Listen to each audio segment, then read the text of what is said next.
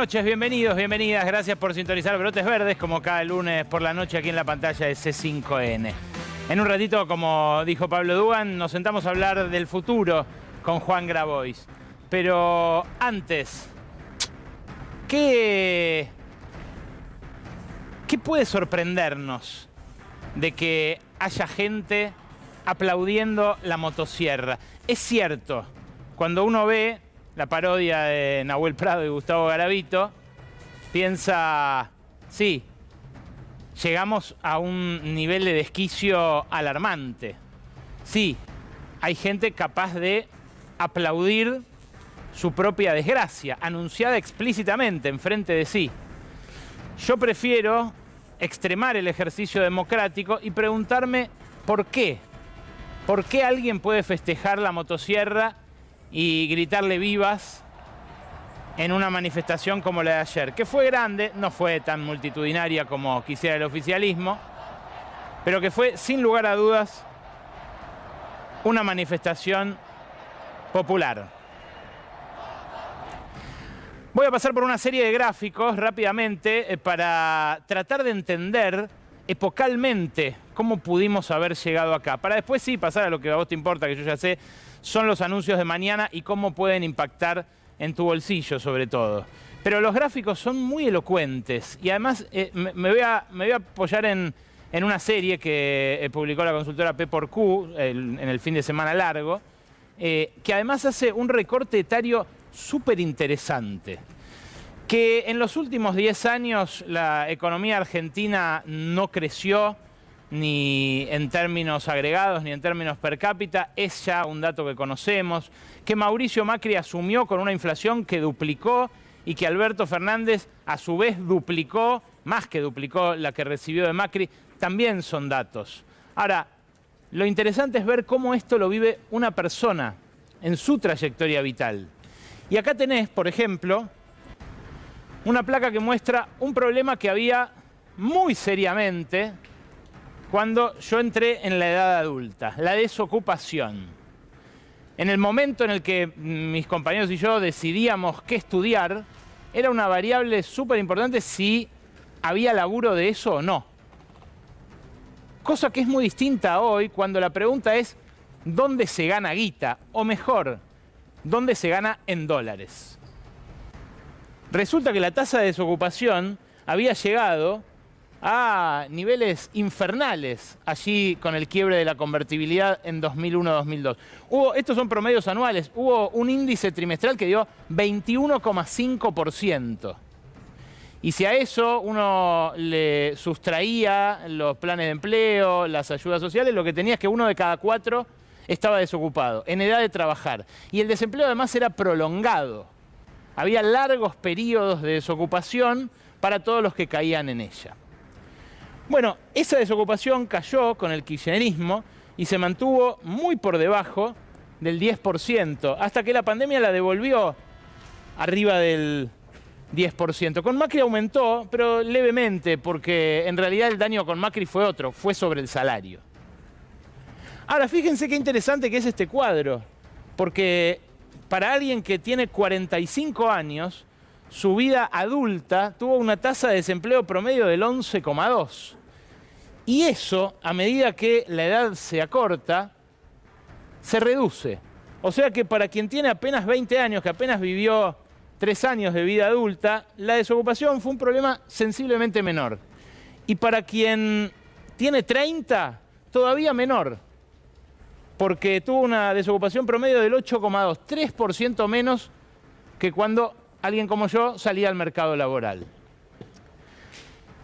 Si miramos la desigualdad y hacemos el mismo ejercicio que hizo esta consultora, lo que vamos a ver es que la desigualdad había llegado a un nivel intolerable con la salida de la convertibilidad.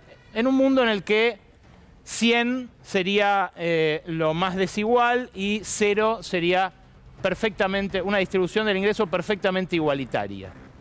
Con el kirchnerismo, nuevamente, esa situación mejora, no tanto como el empleo, porque justamente como no alteró estructuralmente la economía, la desigualdad no se redujo tanto, Pero de todos modos la desigualdad pasó a ser un problema menor. Para quien tiene hoy 48 años, el índice promedio de desigualdad fue de 46 puntos, mientras que para alguien que tiene 20 o 30 fue de 42. La actividad económica puede mostrar lo mismo. Si vemos la variación del PBI por año en la siguiente placa, lo que vamos a ver es que hay más años de los últimos en los que la economía creció que en los que cayó. Esto desde 1994, pero son muchos los años en los que cayó. Ahora, para alguien que tiene 45 años, en su vida adulta la economía creció 2,2% anual. Para quien vivió del kirchnerismo en adelante, que hoy tiene 35, fue del 2,8% anual. Ahora, para los más pibes, lo que se vivió fue un estancamiento. Un estancamiento tremendo. Fíjate para el que tiene 25 años. De estos 6 años que vivió en la adultez, bueno, fueron tremendas recesiones y algunas recuperaciones que no llegaron a compensar lo perdido. El salario promedio permite hacer el mismo ejercicio y muestra hasta qué punto se puede terminar aplaudiendo la motosierra. Fíjate, lo que dice Milei del salario promedio en dólares de los 90 es solo el promedio de los trabajadores registrados. En los 90 nació la economía informal y eso fue un gran depresor del salario promedio en general. Pero démosle el changüí de tomar el formal. El formal, que se desploma violentamente, primero se ajusta durante toda la década del 90, que eso es lo que no dice Milei. Desde el principio del 93, que en donde se estabiliza con la convertibilidad, cae indefectiblemente. Hasta el 2001. ¿Por qué? Bueno, porque el desempleo hacía lo suyo. El ejército de reserva presionaba sobre la gente que laburaba y los aumentos no se producían. Es cierto, no había inflación, pero cada vez te pagaban menos. Llegó el punto extremo en el 2001 en el que bajaron nominalmente las jubilaciones. Ahora, el gran ajuste fue después, con la devaluación. Ahí se hundió el salario en dólares a 400, el formal promedio, insisto. De ahí la recuperación fue gradual, pero sostenida, muy sostenida, hasta aquellos $2.000 de 2013, después de la reelección de Cristina Fernández de Kirchner con el 54% de los votos. Ya había empezado el control de cambio, justamente en aquel 2011. Entonces había un dólar paralelo, y si contamos al dólar paralelo, era un poco menos el sueldo. Lo cual es engañoso, porque en realidad los precios siguen más al dólar oficial que al paralelo, y esto bien que lo demostró Alfonso Peratzgay con aquella devaluación inicial que justamente duplicó la inflación el primer año de Macri. Ahora, en estos últimos años, sobre todo durante el macrismo, pero también con Alberto Fernández, se siguió deprimiendo el salario. Y mirá lo que es la experiencia vital de los pibes. Para los que tienen mi edad, el salario real promedio en la vida fue, pongamos, 1.200 o 1.300 dólares, según el dólar que tomemos.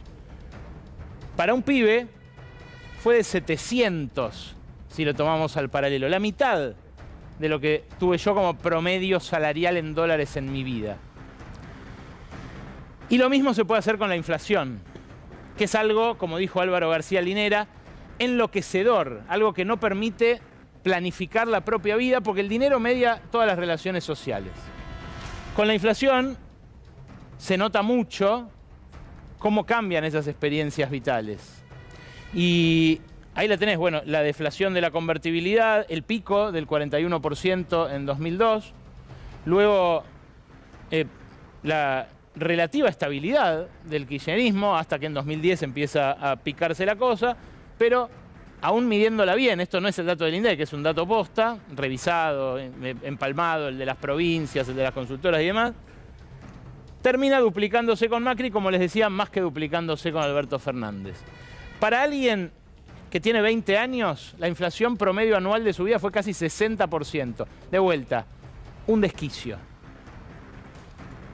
Para los que ya estamos peinando canas, 21,3%. Para quienes son apenas un poquito más chicos, que salieron al mercado laboral con los albores del siglo XXI, 25%. Nadie la sufrió como estos pibes que en algunos casos sí terminaron aplaudiendo a una motosierra que quizás los corte primero a ellos. Me parece que vale la pena más preguntarse por esa trayectoria, preguntarse qué falló de este último proceso, antes que señalar culpables con el dedo entre los votantes de una democracia que cumple 40 años y que hay que cuidar. Lo que me pregunto adicionalmente a esto es si alcanzaba con esta experiencia vital, si alcanzaba con esta crisis real y si le alcanzó a Milei para ganar, para imponerse en el balotaje, incluso contra las cosas que decía y contra el terror que infundían parte de sus propuestas, con lo disparatadas que eran algunas de ellas. ¿Por qué tuvo que exagerar ayer? ¿Por qué, en vez de hablar de la inflación del 150%, que ya es un suficiente argumento para un 55% de la población, para elegirlo a él por encima de Massa, habló de una inflación del 15.000%? ¿Por qué, si Alberto Fernández aumentó la pobreza del 35 al 40 o al 42, 43, según qué trimestre tomemos de este año, alcanzaba para no elegir la continuidad del oficialismo? ¿Por qué él habló del 90? Porque dijo, vamos a terminar con una hiper que va a dejar el 90% de pobres y el 50% de indigentes. Si ya este presente es acuciante. Me parece que la respuesta está en que, así como Macri dijo al principio de su mandato, evalúenme en función de lo que haga con la pobreza, y esa evaluación arroja un fracaso estruendoso porque la recibió en el 27 y la entregó en el 35. Bueno, me parece que Milei no se quiere comparar con este 150 porque sabe que en lo inmediato lo va a aumentar. Y lo va a aumentar bastante. Pero además tiene un sustento teórico lo de Javier Milei, que explica, por ejemplo, por qué dijo 5 veces la palabra ajuste y ninguna la palabra casta en su discurso de Asunción. Uno de los ídolos de Javier Milei, que es Milton Friedman, un economista que le da nombre a uno de sus perros, o sea que está en el bastón de mando, en el bastón presidencial en este momento, escribió lo siguiente: solo una crisis, real o percibida como real, produce un cambio de hecho. Cuando esa crisis ocurre, las acciones dependen de ideas que están disponibles en ese momento. Creo que esa es nuestra principal misión, decía él, la de los monetaristas, la de los ortodoxos austríacos. Desarrollar alternativas a las políticas vigentes, mantenerlas con vida y disponibles hasta que lo políticamente imposible se convierta en políticamente inevitable. Milton Friedman fue el primer economista que usó una expresión que ayer volvió a escucharse, volvió a retumbar aquí desde las escalinatas del Congreso y que creo vamos a escuchar bastante seguido de acá en adelante. Fue el primero que habló del shock. Lo usó para referirse a la dictadura de Pinochet, que no solamente apoyó, sino que además ayudó a estructurar en lo económico con los Chicago Boys, un grupo de economistas que, como él, trabajaban allí en la Universidad de Chicago. Es Friedman el padre de la ultraortodoxia y el experimento de la dictadura de Pinochet fue el que llevó más lejos sus ideas. Pero acá, en este documental, que también es un libro, La doctrina del shock, la periodista canadiense Naomi Klein te cuenta cómo fue que nació esa expresión y por qué se siguió usando de ahí en adelante. So in March 1975, Arnold Harberger and Milton Friedman flew into Santiago. He used a phrase that had never before been used in a real-world economic crisis. He called for shock treatment. He said that he was like a doctor that was going to help a country that was suffering an epidemic, and he was simply prescribing the medicine. Friedman wrote that General Pinochet was sympathetically attracted to the idea of a shock treatment, but was clearly distressed at the temporary unemployment it might cause.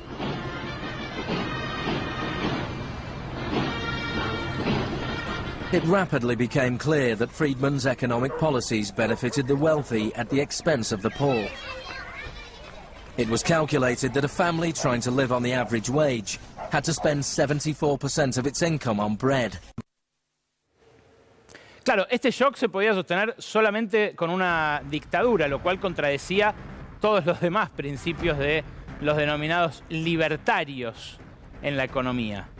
Pero lo curioso de este experimento libertario, del primer presidente anarcocapitalista, como se jacta de ser Javier Milei, es que empezó hoy con un feriado cambiario estalinista.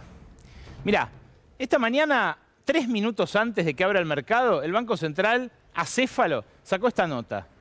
Avisó que las operaciones se iban a llevar adelante. A ver, ¿lo tenés animado? Porque así mostramos el título inicial. El mercado de cambios, decía, operará hoy con conformidad previa. Las operaciones de cambio serán analizadas y cursadas en función de las prioridades. Esto es la arbitrariedad del Estado llevada a su máxima expresión. Lo contrario a las reglas iguales para todos que propugnó Milei durante toda la campaña y una llevada a fondo de todo el intrincado rompecabezas de regulaciones que armó Massa para tratar de llegar con las cosas más o menos atadas a la elección. ¿Qué terminó pasando? Bueno, un caos. Hoy se vio en todos los home banking a gente tratando de pagar la tarjeta de crédito, algunos advertidos de que mañana va a subir el dólar de referencia, otros porque les vencía hoy simplemente, y los bancos diciendo, no sé a qué dólar cobrarte, amigo. Bueno, algunos se avivaban y ponían a 500, a 550, a 480, y la verdad que no había operaciones, porque lo que hubo fue eso, una discrecionalidad total por parte de un banco central que lo que me dijeron a mí es que hasta las 12 del mediodía había hecho 4 operaciones. Hay que ver a quién, ¿eh? Hay que ver bien a quién. Pero había hecho 4 operaciones a un dólar de 366 en el oficial. Claro, ¿a cuánto se va mañana? Esa es la gran pregunta. Pero antes, ¿qué marco va a tener esa devaluación de mañana? ¿Va a ser un plan de estabilización? ¿Va a tener algún componente heterodoxo? ¿Va a ser un plan al estilo del Fondo Monetario? Simplemente devaluar, subir tarifas y ajustar el gasto para que la economía se frene y entre en una estanflación. Hay un economista que justamente trabajó en el Fondo Monetario durante mucho tiempo, que se llamaba Rudy Dornbusch, que es el que en 2001 propuso que Argentina deje de tener Banco Central, que lo administre un comité de expertos extranjeros. Sí, a ese nivel llegamos cuando tocamos fondo los argentinos. Bueno, Dornbusch escribió con un colega un célebre paper por los años 80 que hoy exhumó Emanuel Álvarez Agis, de la consultora P4Q, justamente el ex viceministro de Economía de Axel Kicillof. Tiene un esquema muy simple de cómo son los planes de estabilización. Él decía, hay que hacer 2 preguntas. ¿Incluyen política de ingresos? ¿Incluyen ajuste fiscal? Por política de ingresos se entiende cualquier intento de intervención sobre alguna variable importante que la retire de la oferta y la demanda. O sea, por ejemplo, la convertibilidad que fijó el valor del dólar y lo ató, del peso y lo ató al dólar. Por ejemplo, medidas que vayan a compensar una devaluación y redistribuir los frutos de eso, como fue, por ejemplo, el plan de La Baña en 2002 o el de Krieger-Bacena antes, con Onganía. Bueno, a esos Dornbusch, que es un ortodoxo, los llama heterodoxos. Así fue, por ejemplo, el plan de Israel para derrotar la inflación. Así fue el plan real de Fernando Enrique Cardoso. Así fue la convertibilidad. Así fue el plan austral de Surril también. Los ortodoxos, ahí está mal hecho el gráfico, pero los ortodoxos son los del Fondo Monetario puros. Los que no incluyen ajuste fiscal, para Dornbusch eran poetas. Y los que no incluyen política de ingresos, para Dornbusch eran magos. Acá, hace un año, vinieron 2 economistas del oficialismo que proponían planes de estabilización. Uno de ellos justamente era Manuel Agis. Decía esto, hace un año, escucha. No da poquito. ¿Qué es una bomba, insisto? Te lo digo rápido. Mi impresión. Voy a decírtelo rápido y admite discusiones, preguntas, dudas. Sí. Hay que devaluar. Hay que subir las retenciones. Hay que subir el salario más que lo que devaluás. Y hay que subir las tarifas más que lo que subís el salario. Y al otro día, sí, hay que congelar todos los precios de los bienes durante 6 meses. 6 meses de congelar un nuevo combo de precios relativos. Exacto. Muy distinto, que me sea mucho más caro usar la luz y el gas. Pero mucho más barato comer, vestirte y comprarte un aparato electrónico o un electrodoméstico. O un auto. Y viajar afuera o comprar dólares para ahorrar. Sí. ¿Cómo haces para que esa devaluación no le pegue al poder adquisitivo? Porque te acabo de decir que subís el salario más que lo que subís la devaluación, más que lo que devaluás. Pero además... ¿Y no se retroalimenta? Pero además, estás poniendo retenciones. O sea que el salario va a subir más en comida que en ropa. Claro. Hay un desafío político ahí, ¿no? Desafío político, económico, técnico. Y yo te lo estoy diciendo en 3 oraciones. Soy consciente que es complejo. Soy consciente que el desafío político es, digamos, máximo. Porque acá hablas de subir las retenciones y te empiezan a cortar la 9 de julio.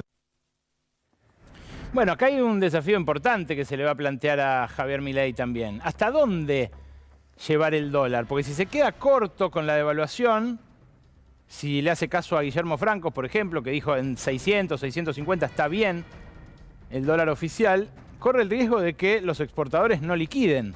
De hecho, Massa ya había devaluado para ellos hasta ese nivel y no le estaban liquidando. Desde el balotaje que no suma un solo dólar a las reservas. Otro economista heterodoxo, en este caso a la izquierda de Emanuel Álvarez Agis, es Andrés Aciaín, que vino y dijo, sí, esos planes son planes que se han hecho y que en algunos casos han funcionado, pero la variable objetivo tiene que ser el salario, la recuperación del salario. Repito, eran 2 alternativas a la mano de Sergio Massa cuando apenas había asumido. La decisión del oficialismo fue otra, fue encarar la campaña, no la estabilización.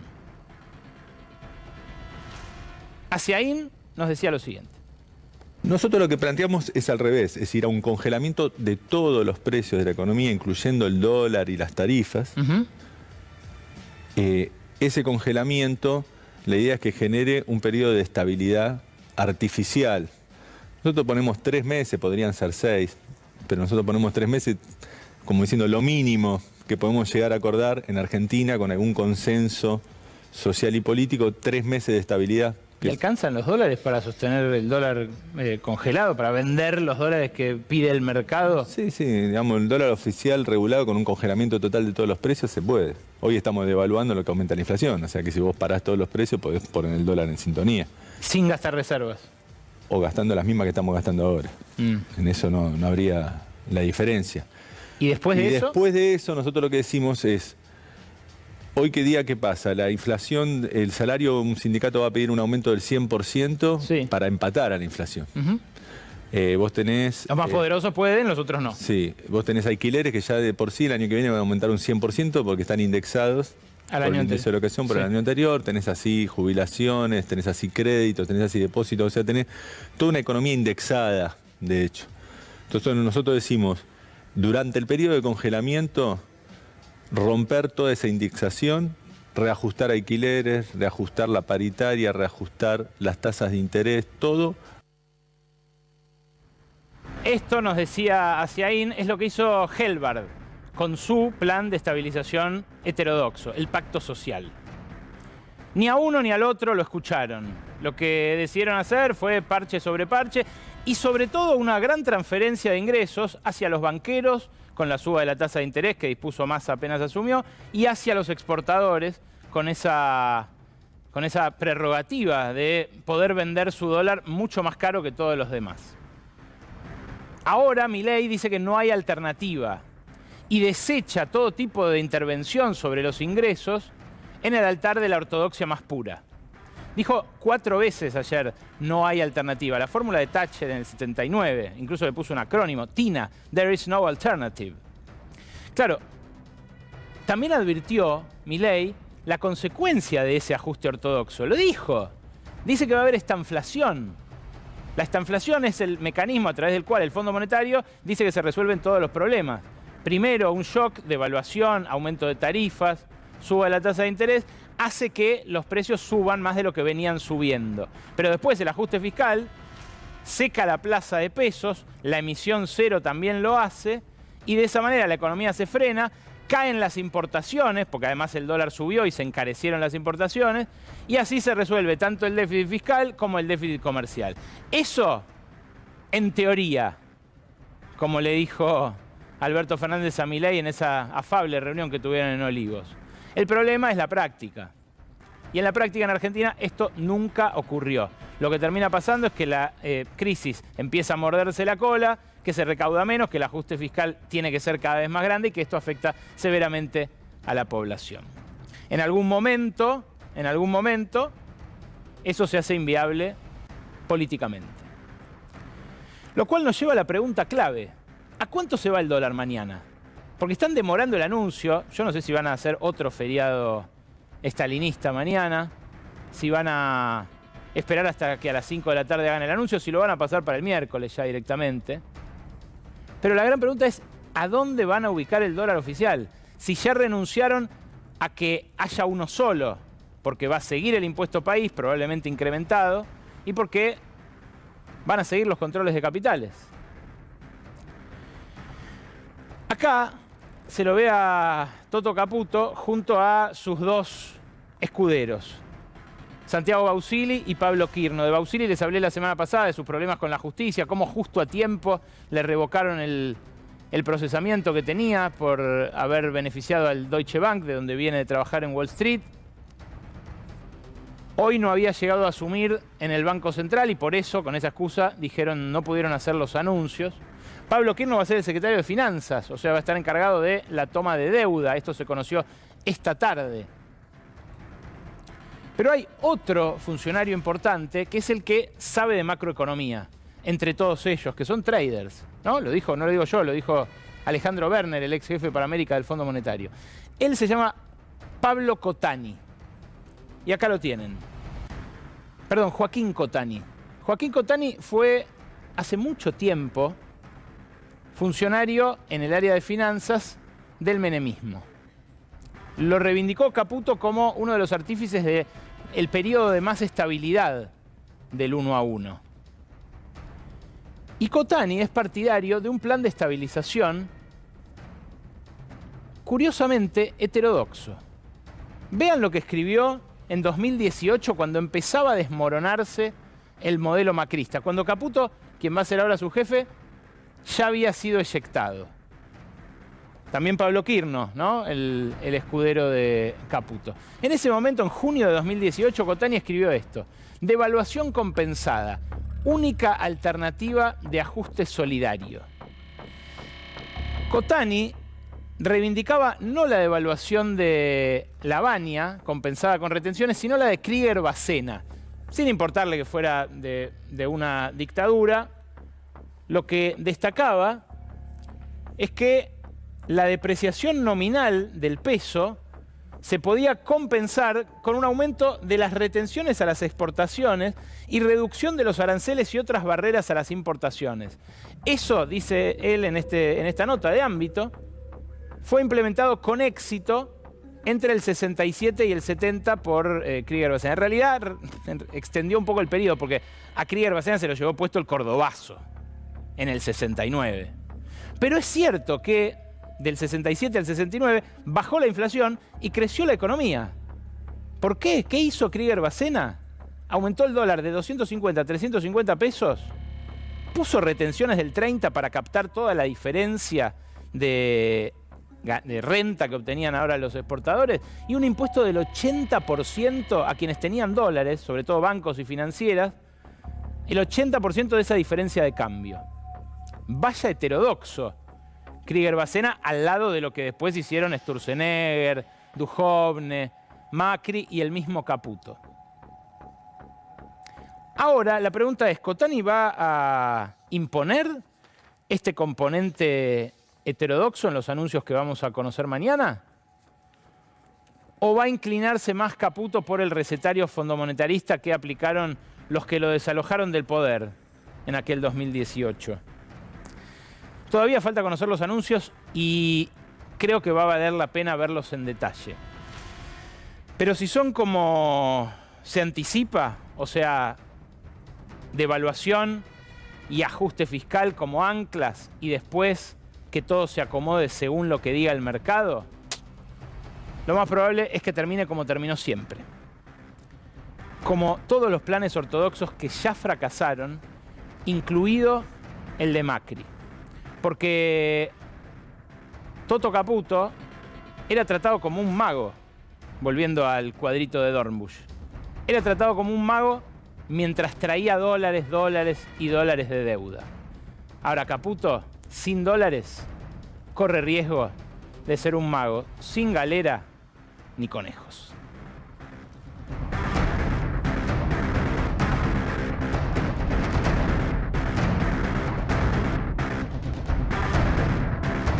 Lucía Isikoff nos trae en la próxima hora, después de las 12, un informe sobre por dónde arranca la motosierra de Milei, ¿verdad? Buenas noches, Ale. Así es. Bueno, Milei, que se la pasó toda la campaña diciendo que el ajuste lo iba a pagar la política, ahora dice que lo va a pagar el Estado. Eso es la administración pública. Por ahí quiere arrancar la motosierra. Vamos a hablar de su plan para recortar lo que él llama a los ñoquis. Y también vamos a hablar de algunas áreas que quedaron en el limbo, que no tuvieron transición, que las quiere hacer desaparecer y qué es lo que va a pasar, tanto con esos empleados como con las políticas que se llevan a cabo allí.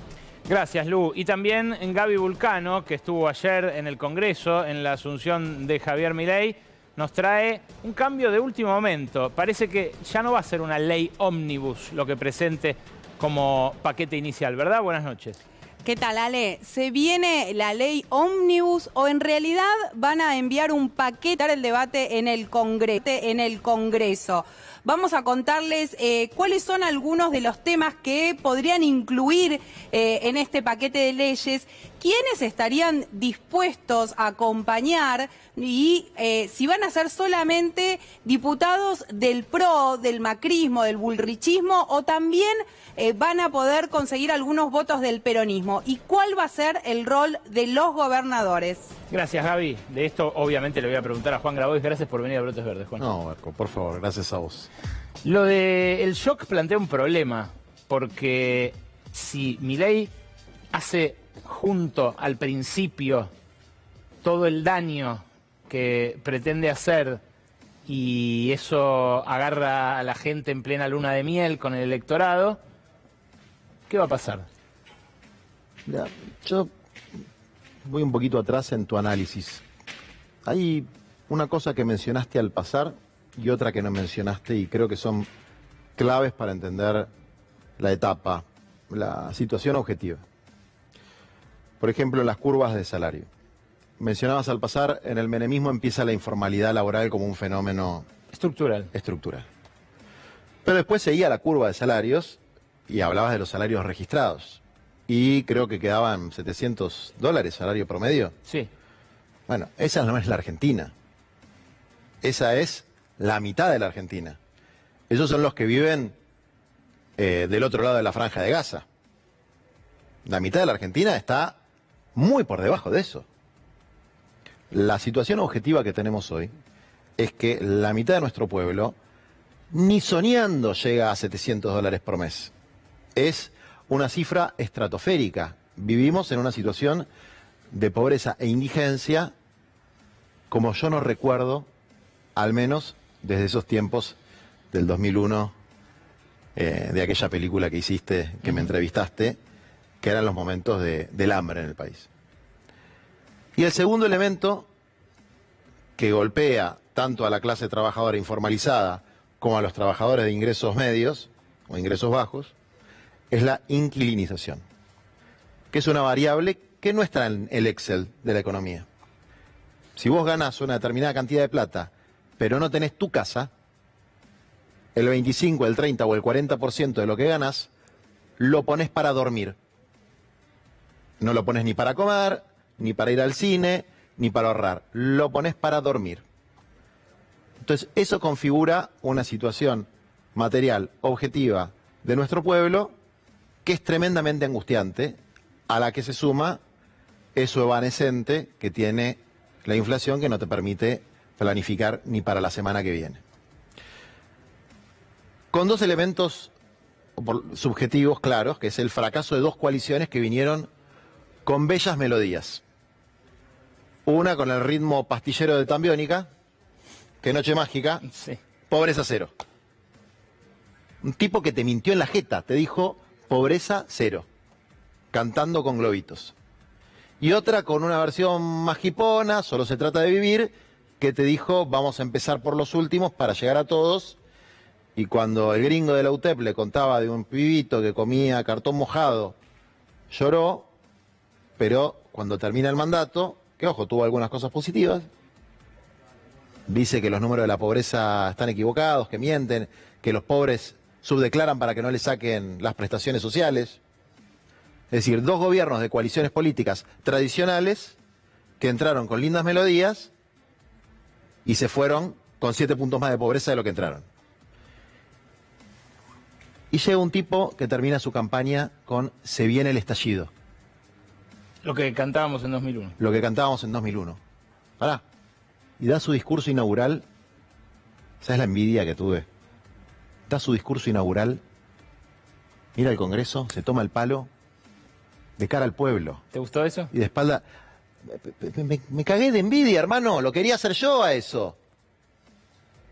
Que es decir, esta casta, que por lo menos hace 8 años llegó a este fracaso, yo le doy la espalda, yo hablo al pueblo.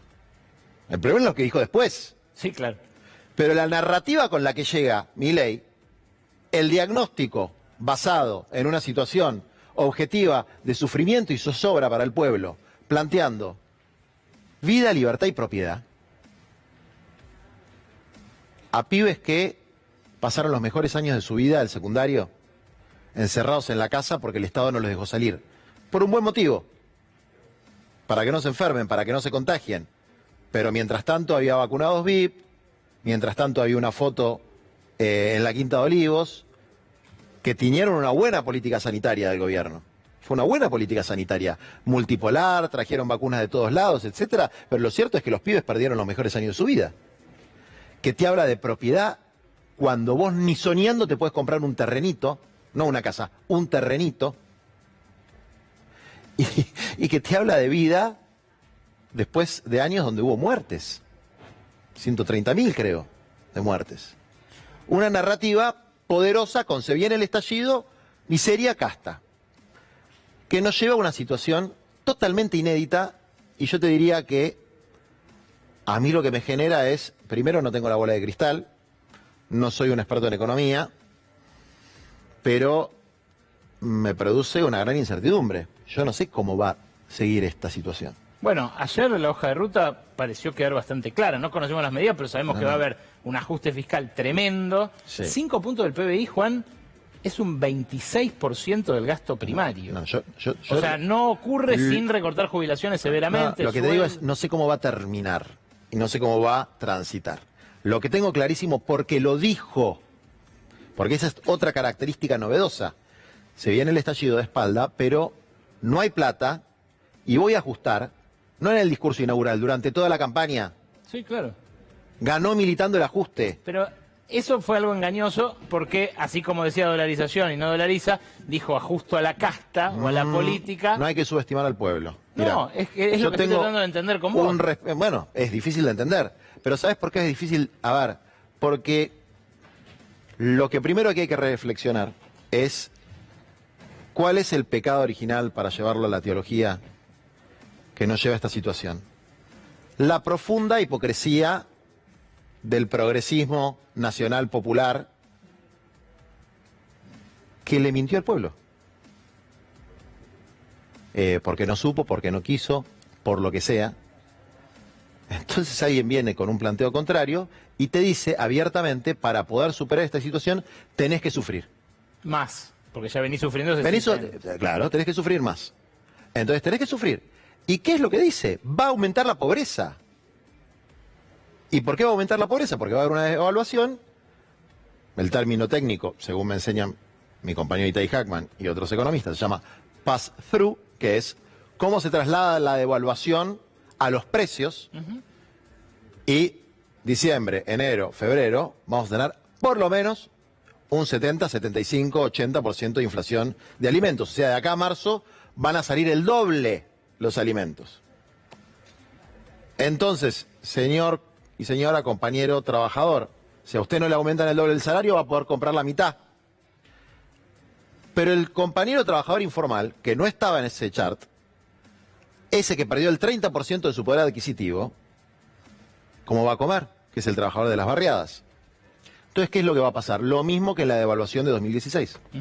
Perdón, está mal ese graph. No dijo eso Grabois. Sáquenlo porque está mal, es incorrecto. ¿Qué dije? No, me pone nervioso porque miro el monitor y veo frases que... Gracias, porque me molesta que me saquen de contexto. Sí. No la vi, pero...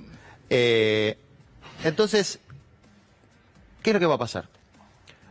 Van a llamar a los feos, sucios y malos. No va a hacer ni falta ir a movilizar.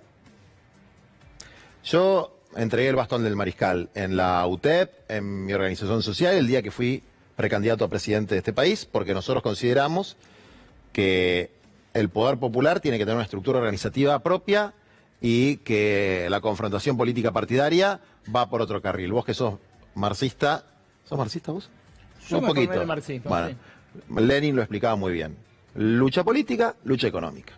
La herramienta reivindicativa tiene un carácter fundamentalmente vinculado a la reivindicación material económica y tiene que negociar. Mi rol es la confrontación política frontal con el planteo de Milei. Bueno, pero eso nos devuelve a mi primera pregunta. Sí. ¿Se puede hacer esa confrontación política frontal hoy, ahora? Política sí. Ahora, ¿qué es una confrontación política? Lo que ellos leyeron muy bien, que es a San Antonio Gramsci, que es la batalla de ideas, la pelea de hegemonía, porque las dos caras de la moneda es, por un lado, la crisis moral, intelectual y política del campo nacional y popular, y por otro lado, una situación totalmente inédita de un conglomerado de ideas y prácticas reaccionarias de un pinochetismo legal y legítimo. Legal y legítimo. Es decir, votado por una enorme cantidad de argentinos, con todo el ideario pinochetista y con algunos agregados posmodernos, profundamente reaccionarios en sus... bueno, hay que dar la batalla ideológica. Ahora vos me decís, bueno, eso es la resistencia. Y yo te digo, pensemos bien las palabras. Porque a algunos en la Argentina, o en lo que fue el virreinato del Río de la Plata, vienen resistiendo hace 5 siglos. Y el núcleo duro de la exclusión, por lo menos viene resistiendo desde que yo tengo uso de razón. Y en las ollas populares y en los comedores se viene resistiendo todos los días. Y se va a seguir resistiendo. Yo hablaría de respetar y hacerse respetar. Respetar la voluntad del pueblo que votó al presidente constitucional y hacernos respetar a nosotros como militantes, a nuestras organizaciones, a la minoría política circunstancial que soy Unión por la Patria, a nuestros dirigentes, a nuestro pueblo y a los derechos constitucionales y supraconstitucionales, que son los tratados internacionales, los derechos laborales, etcétera, etcétera. Ahora bien, vuelvo... pero eso se da en un marco de una debilidad franca en la correlación de fuerzas y de un avance que incluye, por ejemplo, a Jorge Macri diciéndote solo se van a poder manifestar en las veredas o en los canteros. ¿Va a pasar eso? Mira, lo que pase, pasará.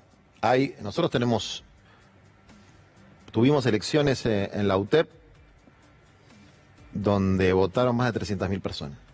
Tiene una conducción y no me corresponde a mí definir la táctica. Lo que tengo claro, porque muchos años de experiencia, es que ni el foquismo ni el vanguardismo son estrategias para una organización de masas que lucha por sus reivindicaciones. Es decir, el consejo que yo le di a mis compañeros que hoy tienen el bastón del mariscal es no se dejen correr ni por izquierda ni por derecha.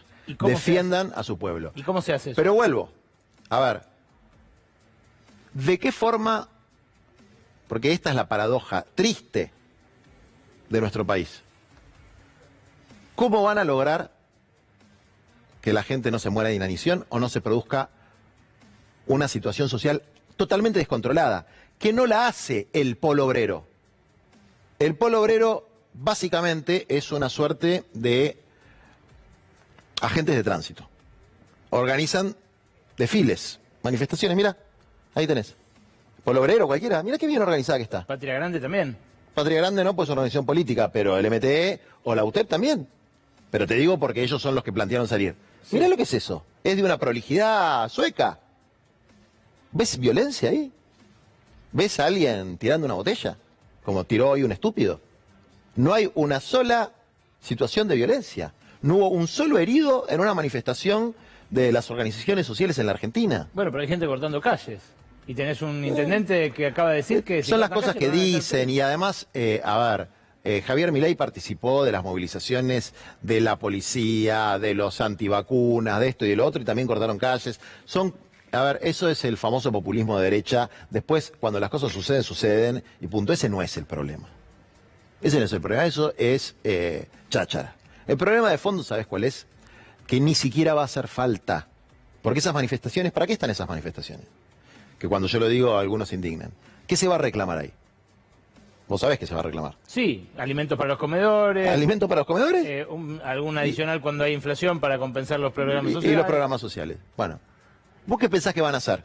Lo mismo que hizo Macri, lo mismo que hizo en cada momento de crisis.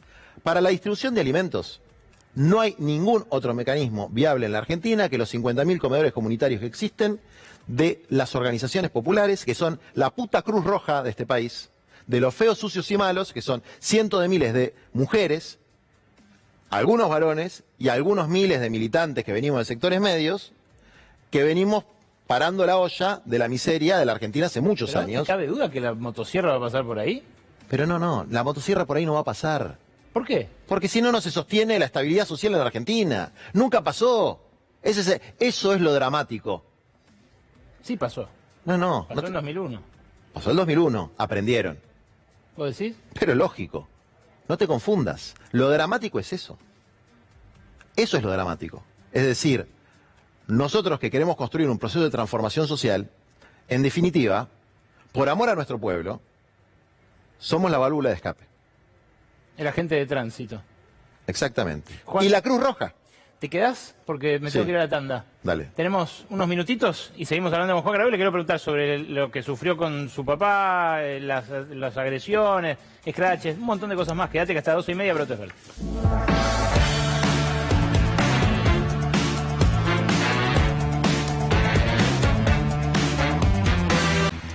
Te pasó, Juan, que sufriste con tu papá, pero no es la primera vez, la agresión de un desubicado en la calle acá, en un bar de Palermo. ¿Te parece que eso se va a exacerbar? ¿Que va a haber más enfrentamiento callejero o ese tipo de manifestaciones? Yo creo que hay un informe interesante que lo armó Santucho, armó una cosa que se llama Radar. Hubo unas 600, 650 agresiones de esas características en los últimos 3, 4 meses contra organismos de derechos humanos, movimiento de mujeres, centro de estudiantes, que van en paralelo con lo que pasa en algunos programas de televisión. A mí lo que me pasa siempre es que la gente repite cosas que salen en los programas de televisión. Gerente de la pobreza. Chorro. Vivís de la nuestra. ¿De qué laburás? Y a veces más agresivamente, a veces menos agresivamente. Debe ser la cuarta, quinta vez que me pasa. Bueno, a veces te filman, a veces no te filman. Es un poco lo que te decía antes. Respetar y hacerse respetar. Yo voy a seguir caminando por la calle, por el barrio que yo quiera. En Villa Fiorito, en Palermo, en Misiones, en la Patagonia. Si me tengo que tomar un avión para ir a Europa, porque tengo que ir a Europa, me voy a tomar el avión. Si tengo que tomarme el Belgrano Norte para ir a Retiro de Esbulón, me voy a tomar el Belgrano Norte y voy a estar siempre con la frente en alto, tratando de reaccionar de la mejor manera que pueda. Pero cuando Macri dice van a salir a enfrentar a los orcos, los que votaron a Milei, ¿lo intenta exacerbar? Pero a mí no me cabe la menor duda de que hay una fantasía de crear esta suerte de, ¿cómo se llamaba? Liga Patriótica, ¿no? Que había en esos brillantes primeros años de la Argentina potencia. de la Argentina potencia, donde la mitad del pueblo pasaba hambre, la Argentina oligárquica, la década infame, etcétera. Y de a poquito van consiguiendo embrutecer a una parte de la población, idiotizarla, hacerle repetir cosas que no tiene la más remota idea y hacerlo de una manera muy violenta sin poder entender que además puede haber una persona mayor, puede haber un niño. Yo tuve una situación, estaba con un niño y viene una especie de neonazi. A cada cosa la he denunciado penalmente. Y además armamos un estudio jurídico especializado en amenazas, ciberdelitos, es decir, amenazas por internet, agresiones, etcétera, porque no les vamos a dejar pasar una. Sí, es bueno que esa percepción de riesgo también. Etcétera. Sí. No les vamos a dejar pasar una. Y vamos a respetar también a los demás. Es decir, el problema con la cuestión del respeto es casi un problema deportivo, si se quiere. A ver. Que es, vos en cualquier deporte, en el fútbol, en el boxeo, en lo que sea, hay reglas. O sea, hay cosas que se pueden hacer y hay cosas que no se pueden hacer. Y cuando haces algo que no se puede hacer, tiene que haber un árbitro. Y el problema acá es que los árbitros no son imparciales. El Poder Judicial no es imparcial. Juega para un equipo. Y es ya sistémico. No es simplemente que uno le puso un mango y es un juez corrupto, no. Sistémicamente, el modelo mental del juez es que, por ejemplo, hay un señor de apellido Chediak, cuyo abogado es, no me acuerdo el nombre, lo tengo anotado, Fanego, de la banda de Villarroel, abogado de todos los genocidas de la ESMA, de todos. El tipo dice, a cara descubierta, en TikTok, dura una semana el TikTok, que tanto yo como mis compañeros tenemos que salir con chaleco antibalas y matafuego, porque va a disparar sobre nuestra manifestación, no con balas de goma, aclara, y porque va a poner bombas. Nosotros, no te metas con nosotros los milicos. Bueno, averiguamos quién era, llevamos al juez Rafecas y al fiscal Tayano la dirección, los antecedentes del tipo, que efectivamente había estudiado en un instituto militar, etcétera. ¿Vos te pensás que lo allanaron? Lo citan indagatorio. No va. ¿Vieron la detención? No. Bueno, acordate cuando alguien le mandó no sé qué cosita a no sé quién en la época de Macri, alto quilombo, Sí, es decir... Terminó preso 1 año y pico. Bueno, hay un nivel de doble estándar. Igual el tipo este va a terminar pagando una indemnización, porque aparte tiene guita, es una empresaria de construcción. Va a tener que ponerla peso por peso. Igual que el neonazi, etcétera, porque no les vamos a dejar pasar una. ¿Pero te parece igual que va a aumentar? Yo creo que ahí hay una responsabilidad institucional del presidente en desalentar. Bueno, él te llamó cuando pasó lo de tu vida. Él llamó, cosa que me parece que es parte de algo conveniente para el país. ¿Y qué te dijo? Ya lo conté, digamos, sí. ¿no? Te lo contaste a Rial, pero... Que es una cagada, que esas cosas no hay que hacerlas, y me parece correcto. Me parece correcto. Y yo repudio que a alguien le haya tirado una botella. El tipo ganó las elecciones con el 50 y no sé cuánto % de los votos. Y aunque no las haya ganado, ¿qué le tenés que andar tirando una botella? ¿Qué te pensás que vas a resolver un problema tirando una botella? No, claro. Pero aparte, desde que se inventó la pólvora, los guapos ya no existen más. Entonces hay que ser imbécil, además de mala persona, porque podés lastimar a cualquiera. No hay que querer lastimar a nadie. Digamos, nosotros podemos dar la batalla de ideas y tener una oposición política frontal sin lastimar al prójimo. Entonces, ese es un valor elemental. Y es muy cobarde, muy de poca persona, agarrártela con alguien que está paseando con su padre o con su hijo, o tirarle a una botella a alguien que está porque no te gustan sus ideas. Tenés que dar la batalla política en el terreno electoral, ganar las elecciones, y en el terreno sindical, reivindicativo, con las herramientas que da la Constitución, donde el derecho a la protesta, le guste o no le guste a Jorge Macri, Javier Milei, Villarroel, está la posibilidad de manifestarse. Eso existe. Pueden decir lo que quieran, pero eso está por encima de un mandato de breves 4 años en la presidencia. Vos hablabas de los que repiten consignas mediáticas, ahí en todas las clases sociales, incluso en el tope de la pirámide. Escribiste hace un par de días una nota sobre Marcos Galperín, sí, que suele verter opiniones muy parecidas a las de algunos medios de comunicación en sus redes sociales, sobre todo, sin ahorrar incluso improperios contra gente. Sí. ¿Podés resumir un poco lo que decías? No, básicamente que tener mucha guita y que te haya ido bien con una empresa no te da la razón. Y digo esto más allá de que su empresa tiene particularidades que no voy a desarrollar, pero no es un self-made man como Henry Ford, que fue un ideólogo del antisemitismo y del nazismo. Es decir, Ford hizo la empresa que representaba la prosperidad norteamericana de entreguerras. Bueno, Galperín no. O sea, hizo una aplicación muy útil para mucha gente. Hasta ahí llegamos. Después permite la venta de algunos artículos ilegales, como por ejemplo El Judío Internacional, que es el libro de Henry Ford, que está prohibido y que se vende en Mercado Libre. Pero el tipo piensa que porque tiene guita y porque tuvo éxito, según las leyes del mercado, es inteligente en todos los campos de la vida, incluido el de la política, el de la moral.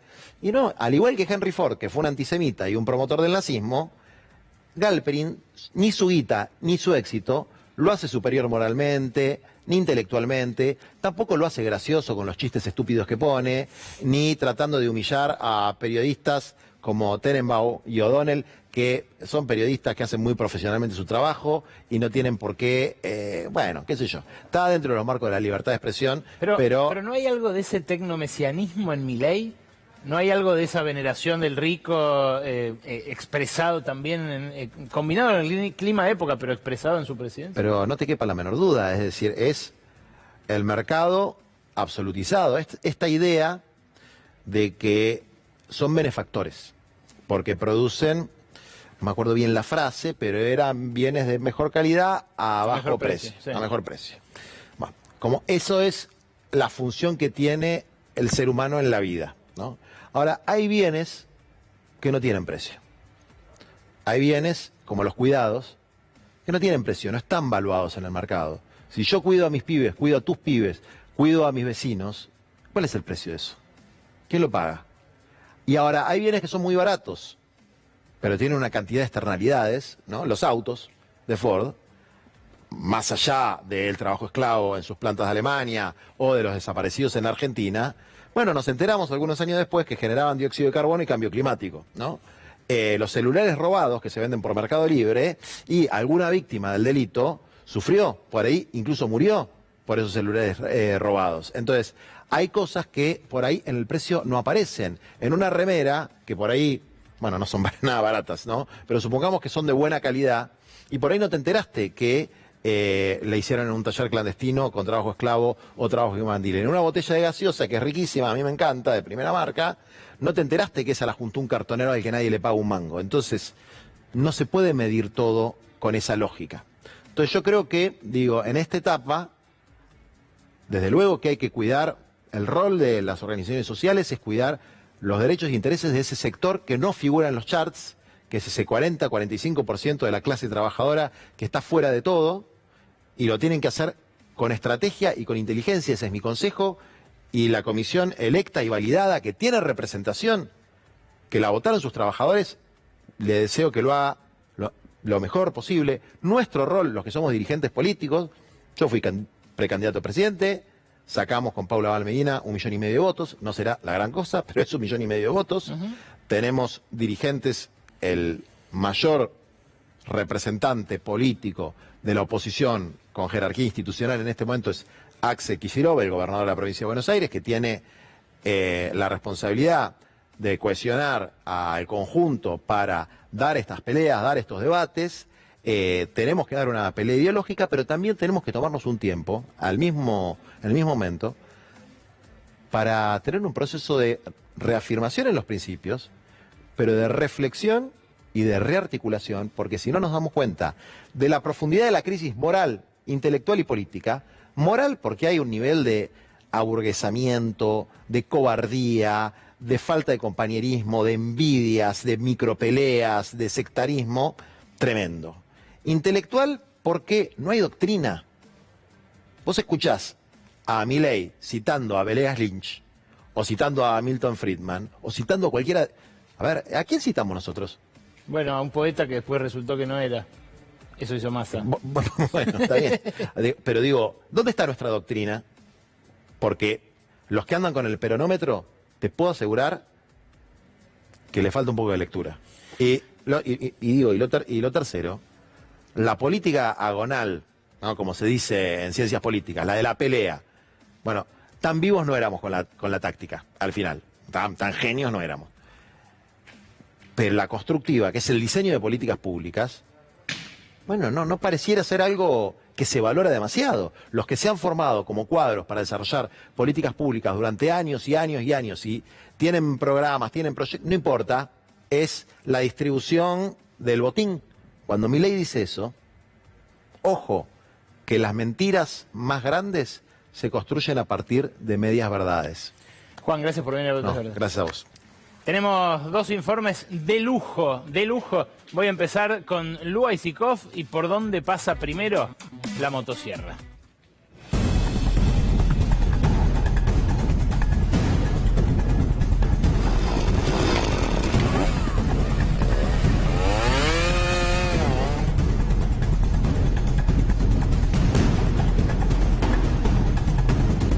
Mirá los efectos especiales que trajiste, Lu.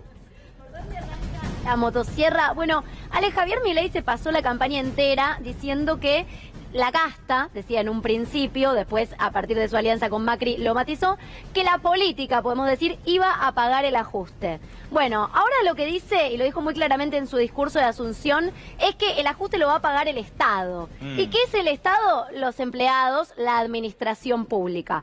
Ahí ves en pantalla el recorte del Estado y dos motosierras, te diría, que van en paralelo, de las que se habla en La Libertad Avanza y que serían las primeras que empiezan a cumplir su función, del ajuste. Primero, y la dijo muy claramente el vocero presidencial hoy, Adorni, es terminar con los ñoquis. Así te lo digo en el llano. Esa es una de las ideas que tienen, sí. De que hablan de los empleados militantes.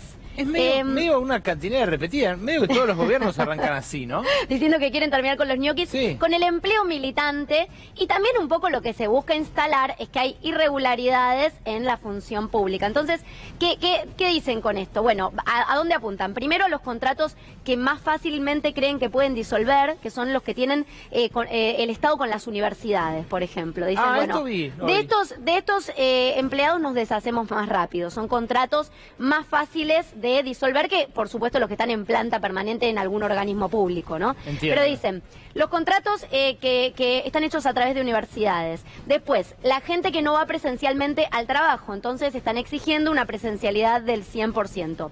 Después, los empleos que se superponen unos con otros, es decir, están instalando que hay empleados de más y que algunas funciones no sirven. Pero algo de esto se verifica, ¿no? Bueno, ahora van a hacer una auditoría para tratar de demostrar que estas irregularidades existen. Y grabate este número porque es el que repiten en La Libertad Avanza, que son 9.000 empleados públicos que pasaron a planta permanente en los últimos meses, dicen.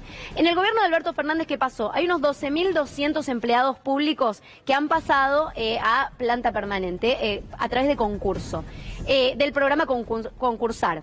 Lo que pasa es que en el último año, dice el peronismo, la pandemia lentificó un montón este proceso. En el último año fueron 9.000 los que pasaron. Acá en La Libertad Avanza te dicen, bueno, hubo un tongo acá, pasaron muy rápido, qué es lo que pasó con este proceso, y en eso se quieren meter. Y lo segundo que te decía es, bueno, achicar la estructura del Estado, las dos motosierras, por eso te hablaba, primero detectar los ñoquis y después achicar la estructura del Estado, que es lo que empezaron a hacer con el decreto que va de 18 ministerios, los reducen a 9, se la pasó Milei diciendo esto en la campaña, efectivamente ocurrió, y obviamente congelar el presupuesto de las distintas áreas, lo que implica, con la inflación que tenemos, reducir el sueldo de todos los empleados públicos y la plata que se tiene en cada ministerio.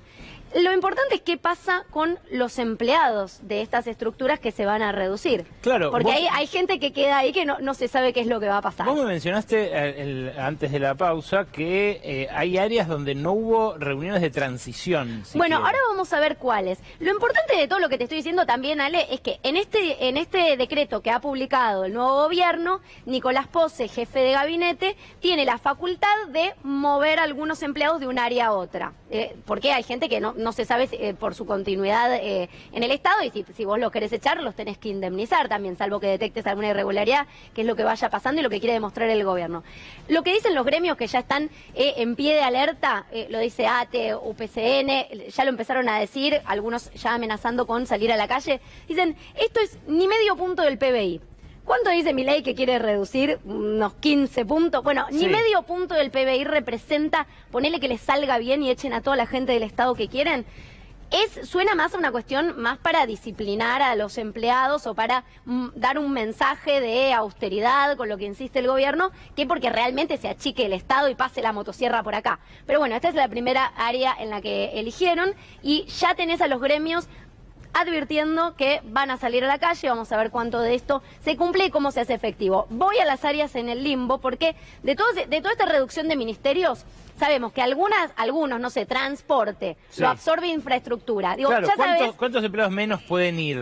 Bueno, si deja de ser ministerio y va a... Puede que vaya a la misma estructura, depende de cada ministerio. Ahora, acá te puse 3 emblemas, después vamos a ir viendo en el Estado qué es lo que pasa en cada sector, pero acá tenés 3 lugares donde no hubo transición y no se sabe lo que va a pasar, y son áreas emblemáticas porque son áreas de las que el gobierno de la Libertad Avanza se quiere deshacer. O sea, no le interesa que existan estas áreas. A diferencia de transporte, bueno, tiene que ser una secretaría, alguien lo tiene que tener. Claro. En este caso no. Y tenés, arranco por el Ministerio de las Mujeres, porque no hubo ningún tipo de transición, dijo Javier Milei que no le interesa, y además, bueno, ¿quién se quedaría con algunos programas que todo te lo pongo en potencial porque todavía no está dicho? Es el área de capital humano. Claro. Legalmente va a ser así. Pero no hubo transición. Dice Javier Milei, por ejemplo, lo dijo durante la campaña, no existe la brecha salarial. Digo, están como ideológicamente... Claro, hay 1.200 empleados. Digo, para pensar en la planta del Estado, es muy poquito lo que realmente... son puestos de trabajo de gente que hoy peligran, que no sabe qué va a pasar. Son muy pocos en relación... Es uno de los ministerios que menos empleados tienen. ¿En ambiente? Entonces, en ambiente un poco más, pero es un número similar. Ahora te voy a decir la situación de ambiente, porque acá directamente lo quieren desaparecer, y la duda hoy es qué va a pasar con las políticas. ¿Qué va a pasar, por ejemplo, con la línea 144, donde llamás por violencia de género? ¿Qué va a pasar, bueno, con distintas políticas que sabemos que lleva adelante el Ministerio de las Mujeres y de Género, que hoy no se sabe si van a tener continuidad y que no mandaron a nadie para que las tenga? Ambiente es una situación distinta porque no lo quieren desaparecer, sino descuartizar, básicamente. Porque, ¿qué es lo que están haciendo con ambiente? Bueno, un Javier Milei que, así como te decía lo de las mujeres, que no existe una brecha salarial, dice en ambiente que no existe el calentamiento global, tampoco le interesa. Hay una parte que va a tomar el Ministerio del Interior, de Ambiente. Otra parte va a ser una subsecretaría Ambiente, ni siquiera una secretaría. Mirá. Otra parte la va a tomar Energía y otra parte la va a tomar Agricultura. Entonces, bueno, hay una descuartización en vivo de un ministerio. Claro. ¿Quién suena para ocupar este cargo de subsecretaria de Ambiente? ¿Quién? Ana Lamas. Ana Lamas es una mujer que en el 92 era funcionaria de María Julia Alzogaray en la Secretaría de Ambiente. Muy bueno. O sea, más menemistas en la función pública. Sí. Después tuvo un paso por también la gestión del Ministerio de Ambiente, de Medio Ambiente, de Macri al principio de su gobierno en la ciudad de Buenos Aires. Pero tampoco se le conoce después muchos más pasos en la función pública, ha ejercido en el mundo privado. Bien. Vuelve y sería cargo de esta subsecretaría. ¿Y los medios públicos? Y los medios públicos también han quedado en un limbo. ¿Por qué? ¿Qué pasa? Pueden seguir funcionando porque RTA, Radio y Televisión del Estado, tiene un directorio. Un directorio que, bueno, quienes representaban al Estado, empezando por Rosario Lufrano, presentaron sus renuncias la semana pasada, pero el directorio sigue funcionando. Entonces, los medios públicos siguen ahí. Ahora, El indicio que hay, porque hasta ahora tampoco hubo ningún tipo de transición y no les interesa ocuparlos, y ahí Hernán Lombardi, que estuvo visitando en el Hotel Libertador a Javier Milei durante toda la semana pasada, que se especulaba con que pudiera quedarse con esta área, te dicen, va a haber una especie de ente que va a hacer una auditoría y que va a definir qué pasa con los medios públicos. Pero, dijo Lombardi muy claramente, así como están no les sirven a nadie, lo que va a pasar es o una privatización, directamente una disolución, una venta y echar a los empleados y que cada uno cobre su debida indemnización, pero esas son las opciones que barajan según lo dijeron, bueno, desde fuentes del propio gobierno. Muchas gracias, Lu, muy preciso, obviamente lo vamos a seguir en detalle esto. Órbita Noticias y quédate que cierra Gaby Vulcano con la ex ley ómnibus. ¿Cómo arranca Milei su recorrido por el Congreso?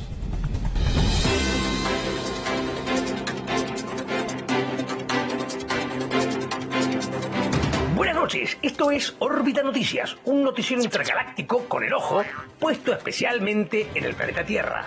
Vamos a las noticias. Un nuevo presidente asumió ayer en nuestro país preferido de la galaxia. Lo hizo, como suele hacerse, en una ceremonia protocolar realizada en el Congreso de la Nación.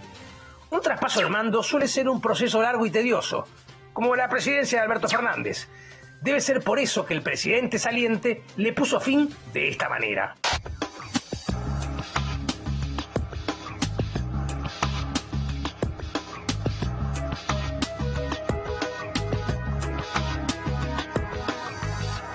Hizo el famoso saludo general de cuando uno se va de un lugar en el que no hay mucha onda o hay mucha gente.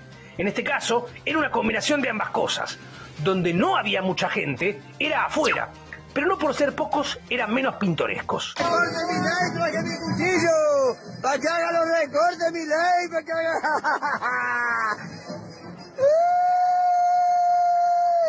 Me parece que ese señor era muy pequeño o ese cuchillo era muy grande. En todo caso, no parece una buena idea andar con un arma blanca en un contexto de movilización.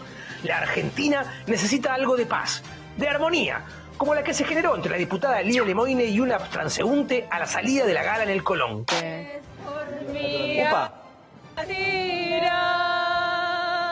Mi alma está contigo. La nueva Madonna. Mi vida entera te la dedico. Es curioso que la diputada libertaria haya cantado una canción del musical Evita. Evita es un símbolo histórico del peronismo. Pero quizá Lilia no vio que en su gobierno no hay ningún ministro peronista. Y digo que no lo vio porque en realidad nadie vio quién juraba. Canciller, ¿por qué no pudimos ver la jura de los ministros? Creo que era para las familias nada más, es algo personal, digamos. Bueno, en rigor sí era un momento familiar, porque una de las funcionarias es la hermana del presidente, que pudo jurar porque un decreto lo permitió. Aunque nadie lo vio, después se difundieron fotos, como en cualquier fiesta familiar.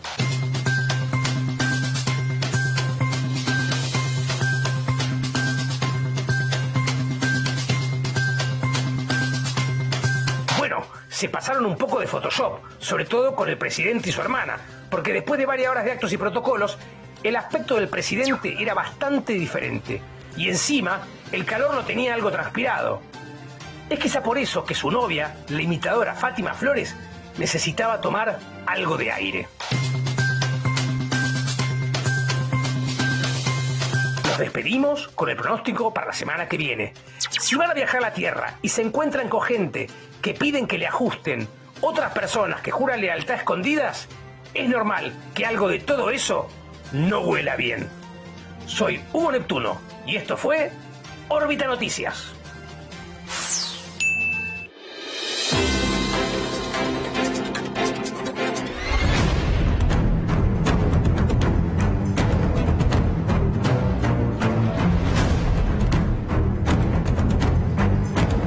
Ya me dijiste, Gaby, que no va a haber una ley ómnibus, que van a ser como vagones de un tren, paquetes de leyes.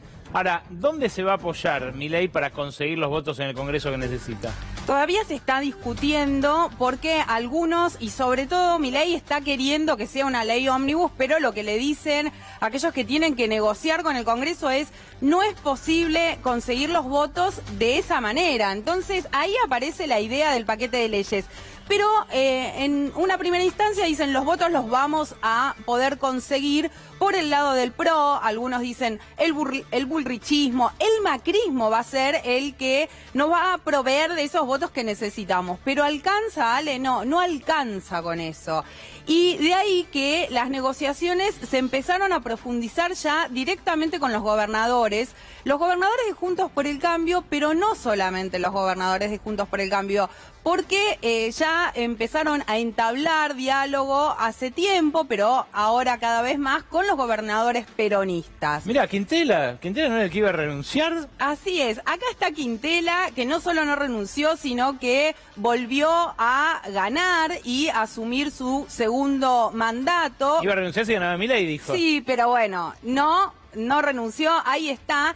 Y lo que están pensando acerca de Quintela es que, bueno, van a tratar de ser una oposición responsable. Lo que me decían es que en todo caso los diputados de La Rioja que le responden, si hacen algún tipo de acercamiento a La Libertad Avanza, algún tipo de acompañamiento, va a ser teniendo en cuenta dos cosas. Por un lado, no están dispuestos a apoyar privatizaciones. Uno de los temas que podrían ser incluidos en este paquete de leyes, privatizaciones que algunos dicen pueden llegar a quedar para más adelante, pero otros dicen hay que avanzar ahora, porque si no se avanza ahora con las privatizaciones, sobre todo en lo que tiene que ver con empresas del Estado, ya no se va a poder hacer. Recién Luga Isikov mencionaba ese tema. Bueno, están pensando en eso, y lo que decían del lado de Quintela, eso no lo vamos a acompañar, ni tampoco ningún tipo de reforma jubilatoria. Bien. Ahora, ¿qué pasa con Osvaldo Jaldo? Otro gobernador peronista, gobernador de Tucumán, donde también podría acompañar algunos de los proyectos que se den que se discutan en el Congreso, no todos. Y ahí vuelven a decir, somos oposición responsable, no es a libro cerrado. De ahí la importancia de que lo que se discuta sea un paquete de leyes y no una ley ómnibus. El otro que aparece acá, detrás mío, es Rogelio Frigerio. Sí, flamante gobernador de Entre Ríos. De Entre Ríos, del PRO, que también no está con aquellos que dentro del PRO están alineados con una idea de cogobernar. Y directamente lo que dice es, podemos llegar a acompañar. Te diría que podrían acompañar más que los gobernadores peronistas en este caso, o conseguir que sus legisladores acompañen algunas cuestiones vinculadas a lo que tienen que ver con reformas impositivas y también reformas laborales, como por ejemplo la eliminación de las indemnizaciones. ¿Esto es lo que más le interesa a Milei? ¿Qué es lo que más quiere de ese ómnibus o de este tren de leyes distintas? Bueno, hay dos temas fuertes, te los mencionaba recién. Uno tiene que ver con la reforma laboral y el tema fuerte tiene que ver con la eliminación de indemnizaciones y pasar a un sistema similar al que utiliza la UOCRA. ¿Y eso hay peronistas que lo votarían? Ahí te dicen, eso no lo acompañaríamos, pero hay que negociar, hay que charlar, hay que ver de qué se trata. No les gusta, obviamente, el título de reforma laboral, porque en ese sentido, obviamente, se pondrían en contra los sindicatos, pero dicen hay que ver la letra que llega al Congreso. El otro gran tema tiene que ver con el tema impositivo.